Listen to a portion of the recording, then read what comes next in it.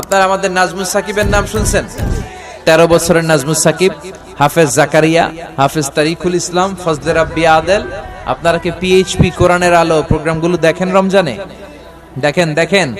এসো কোরআনের আঙ্গিনায়, এসো শান্তির মোহনায়, এসো কোরআনের আঙ্গিনায়, এসো শান্তির জন্য দোয়া করি, কারণ তারা লাক্স চ্যানেলে সুপারস্টার করে নাই, তোমাকেই খুঁজছে বাংলাদেশ করে নাই, তারা ক্লোজ আপ ওয়ানের প্রতিযোগিতা করে নাই, বিশ্ব সুন্দরী নামক মেয়েদেরকে উলঙ্গ করে কোনো কম্পিটিশন করে নাই, তারা কোরআনের কম্পিটিশন করেছিল। চিল্লা এখন ঠিক কিনা?